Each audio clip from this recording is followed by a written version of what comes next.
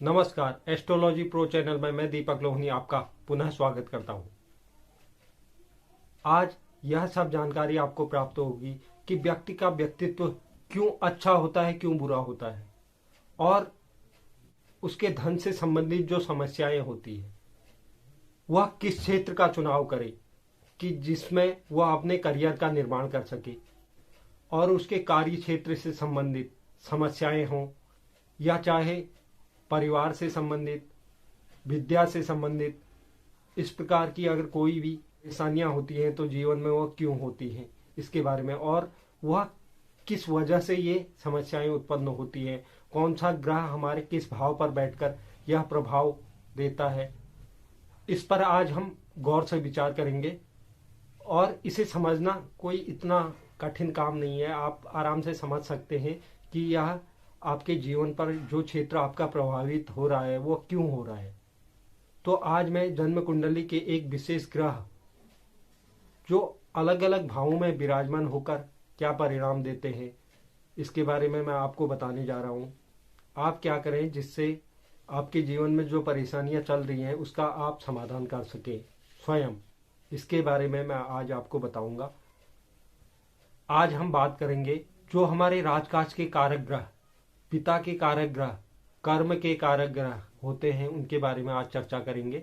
आज हम बात करेंगे सूर्य ग्रह के बारे में। सूर्य ग्रह जिनकी वजह से पूरा जगत प्रकाशमान है और वह इसी तरह हमारी कुंडली में स्थित होकर हमारे जीवन को उज्जवल बनाते हैं।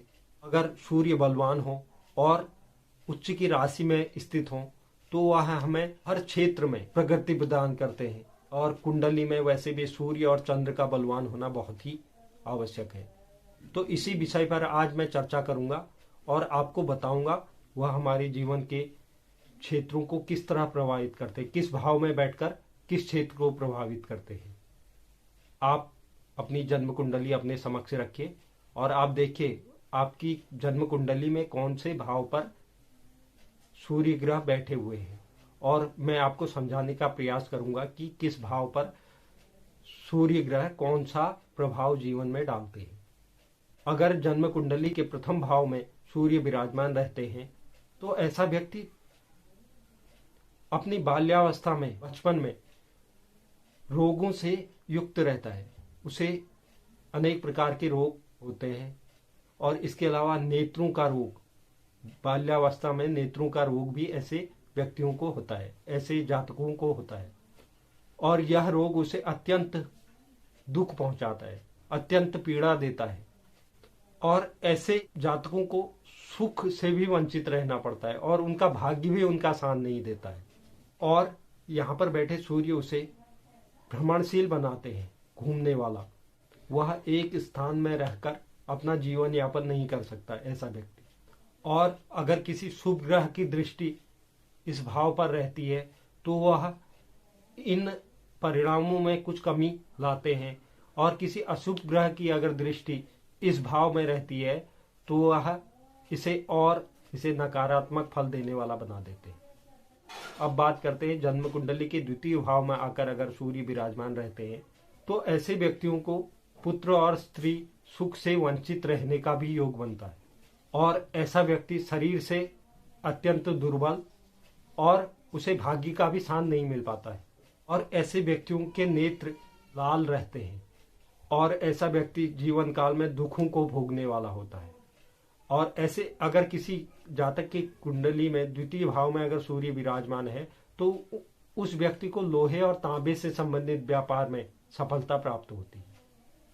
अगर जन्म कुंडली के तृतीय भाव में आकर सूर्य विराजमान रहते हैं तो ऐसे व्यक्तियों की भाइयों की संख्या बहुत कम होती है। हो सकता है कि उसके भाई ना भी हो और ऐसा व्यक्ति अपने प्रियजनों का हित करने वाला भी होता है। यहाँ पर बैठे हुए सूर्य उसे पुत्र और स्त्री सुख प्रदान करते हैं और ऐसा व्यक्ति धनवान होता है।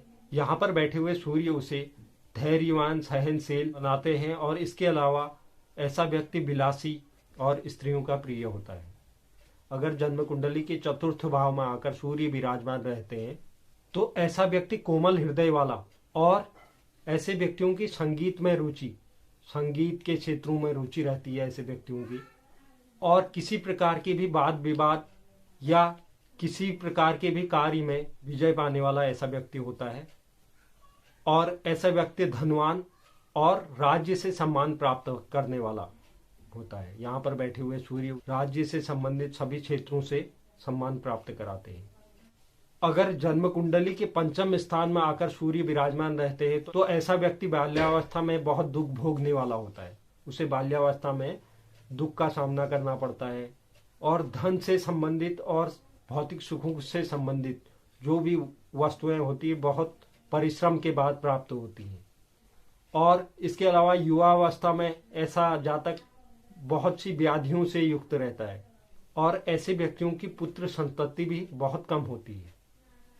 और यहाँ पर बैठे हुए सूर्य उसे बलवान चंचल बुद्धि का तो बनाते हैं, लेकिन इसके अलावा विलासी क्रूर कर्म करने वाला और दुष्ट हृदय का भी ऐसे व्यक्तियों की प्रवृत्ति रहती है। अगर सूर्य किसी के पंचम स्थान में बैठा रहता है तो उस व्यक्ति की ऐसी प्रवृत्ति रहती है। अगर किसी कुंडली में छठे स्थान पर सूर्य विराजमान रहते हैं, छठवें भाव पर सूर्य विराजमान रहते हैं, तो ऐसा व्यक्ति योगाभ्यास में उसकी रुचि रहती है, योग में उसकी रुचि रहती है। और ऐसा व्यक्ति बुद्धिमान, अपने परिवार वालों का हित करने वाला, अपने मित्रों का वफादार, शरीर से दुर्बल और घर से संबंधित सुखों को प्राप्त करने वाला, सुंदर शरीर और ऐसे व्यक्तियों की खेल में रुचि रहती है। और यहाँ पर बैठे हुए सूर्य उसे शत्रुओं पर विजय पाने वाला और अपने कर्मों की वजह से सम्मान प्राप्त करने वाला ऐसा व्यक्ति होता है। अगर कुंडली के सप्तम भाव में आकर सूर्य विराजमान रहते हैं तो ऐसे व्यक्तियों को पारिवारिक जीवन से संबंधित समस्याएं प्राप्त होती हैं और ऐसे व्यक्तियों को सुख की प्राप्ति भी अल्प मात्रा में हो पाती है। यहाँ पर बैठे हुए सूर्य उसे चंचल और पाप कर्म करने वाला और हृष्ट पुष्ट शरीर का, और यहाँ पर बैठे हुए सूर्य उसे कपिल वर्ण नेत्र वाला बनाते हैं। अगर किसी जन्म कुंडली के अष्टम भाव में सूर्य विराजमान रहते हैं तो ऐसा व्यक्ति बहुत चंचल होता है और वह अपने जीवन काल में रोगों से ग्रसित भी रहता है ऐसा व्यक्ति। और यहाँ पर सूर्य विराजमान रहते हैं तो ऐसे व्यक्तियों के मन में त्याग की भावना रहती है और ऐसा व्यक्ति बहुत ज्यादा बोलने वाला भी होता है, वो व्यर्थ की बातें करता रहता है। ऐसे व्यक्तियों को भाग्य का साथ भी प्राप्त नहीं होता है और ऐसा व्यक्ति रति कार्यों में मलिन रहता है। अब बात करते हैं जन्म कुंडली के नौम भाव में अगर आकर सूर्य विराजमान रहते हैं तो ऐसा व्यक्ति सत्य बोलने वाला, अपने परिवार के साथ उपकार करने वाला, देवताओं और ब्राह्मणों में प्रेम रखने वाला होता है। इसके अलावा ऐसे जातकों को बाल्यावस्था में दुख का सामना करना पड़ता है और ऐसे व्यक्तियों का धर्म कर्म में विश्वास रहता है और व्यक्ति हर प्रकार से संपन्न रहता है। और यहाँ पर बैठे हुए सूर्य उसे दीर्घायु बनाते हैं और सुंदर आकृति वाला भी बनाते हैं। अब बात करते हैं दशम भाव में आकर सूर्य विराजमान रहते हैं। यहाँ पर सूर्य को दिशा का बल मिल जाता है। यह दशम भाव कुंडली की पूर्व दिशा मानी जाती है। यहाँ पर अगर सूर्य बैठ जाते हैं तो उन्हें दिशा का बल प्राप्त होता है और अगर उच्च की स्थिति में हो तब वह और ज्यादा प्रभावी हो जाएंगे। ऐसे व्यक्ति अनेक प्रकार के गुणों से संपन्न रहते हैं। ऐसा व्यक्ति दानी, अभिमान युक्त और संगीत के क्षेत्रों में ऐसे व्यक्तियों की रुचि रहती है और ऐसे व्यक्तियों को सरकारी क्षेत्र में लाभ मिलता है, चाहे वो अपनी जीविका का साधन हो या सरकारी क्षेत्रों से संबंधित जो भी लाभ प्राप्त होता है उससे संबंधित कोई भी क्षेत्र हो, उसे इसमें फायदा मिलता है। लेकिन यहाँ पर बैठे हुए सूर्य उसे वृद्धावस्था में जरूर रोगों से ग्रसित कर देते हैं। अगर कुंडली के एकादश भाव में आकर सूर्य विराजमान रहते हैं तो ऐसा व्यक्ति बहुत धनवान होता है और सरकारी क्षेत्रों से संबंधित सेवाओं का उसे अवसर मिलता है। और यहाँ पर बैठे हुए सूर्य उसे विद्वान और बहुत क्षेत्रों के प्रति ज्ञान उस व्यक्ति में रहता है। और यहाँ पर बैठे हुए सूर्य उसे चंचल के साथ अपने जाति वर्ग को लाभ पहुंचाने वाला ऐसा व्यक्ति होता है। अब जन्म कुंडली के अंतिम द्वादश भाव की बात करें, अगर यहाँ पर आके सूर्य विराजमान रहते हैं तो ऐसे व्यक्तियों में बुद्धि से संबंधित कुछ समस्याएं होती हैं, कोई भी बात एकदम नहीं समझ पाता और ऐसे व्यक्तियों में अतिशय काम वासना पाई जाती है। ऐसे जातक पर स्त्रियों के साथ विलास की भावना रखते हैं। यहाँ पर बैठे हुए सूर्य व्यक्ति को हिंसक प्रवृत्ति का बनाते हैं और ऐसे व्यक्तियों में विरोधाभास की भावना भी पाई जाती है। वह किसी भी बात का, किसी भी क्षेत्र का विरोध करते हैं और ऐसे व्यक्तियों में जांग से संबंधित दिक्कतें, समस्याएं पाई जाती हैं और ऐसे व्यक्तियों का शरीर भी दुर्बल रहता है। तो मैंने आज आपको समझाया कि कुंडली के 12 भावों में सूर्य क्या फल देते हैं। अब मैं आपको बताऊंगा कि अगर किसी भाव में बैठे हुए सूर्य अगर नकारात्मक परिणाम दे रहे हैं, आप क्या करें जो आपको सूर्य के सकारात्मक परिणाम प्राप्त हो। उसके लिए आपको करना क्या होगा यह मैं आपको बताता हूं। आप अगर आपकी कुंडली में यह स्थिति बनी हुई है जिससे सूर्य नकारात्मक परिणाम दे रहे हैं, तो आप सर्वप्रथम आप नित्य सूर्य को अर्घ्य देना प्रारंभ कीजिए। सुबह सूर्योदय के 1 घंटे के भीतर आप सूर्य को अर्घ्य दीजिए। इसमें तांबे के लोटे का आप प्रयोग करें और उसमें रोली और गुड़हल का अगर फूल मिलता है तो सही है, नहीं तो लाल पुष्प कोई भी आप उसमें डालकर सूर्य को अर्घ्य दीजिए। और उस समय जो आपको मंत्र का जाप करना है वह है ओम घृणीः सूर्याय नमः। इस मंत्र का जाप कर कर आप सूर्य को अर्घ्य दीजिए। और इसके अलावा अगर आप कर सकते हैं तो आदित्य हृदय स्तोत्र का पाठ, ये बहुत महत्वपूर्ण है।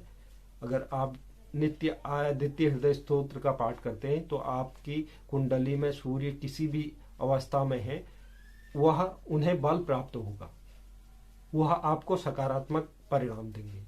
तो आज के कार्यक्रम में मैंने आपको समझाने का प्रयास किया कि किस प्रकार से हम सूर्य ग्रह के बारे में जानकारी प्राप्त कर सकते हैं, हमारे किस भाव में बैठकर क्या परिणाम सूर्य ग्रह देते हैं और उसे हम अगर नकारात्मक परिणाम दे रहे हैं तो हम उसे क्या कर सही कर सकते हैं, इसके बारे में भी मैंने आपको बताया। और यह कोई बहुत बड़े उपाय नहीं है, छोटे छोटे उपाय हैं, कोई भी कर सकता है इसे। अगर आपकी कुंडली में भी सूर्य की यह स्थिति बनी हुई है तो आप इन कार्यों को जरूर करें जिससे आपके सूर्य ग्रह को बल प्राप्त हो। तो आपको कैसा लगा यह वीडियो कमेंट बॉक्स में जरूर बताइए। और जो दर्शक मेरे चैनल पर नए हैं वह मेरे चैनल को लाइक कीजिए, शेयर कीजिए, सब्सक्राइब कीजिए और बेल आइकन को जरूर दबाइए जिससे आगे आने वाली वीडियो का नोटिफिकेशन आपको प्राप्त हो। धन्यवाद।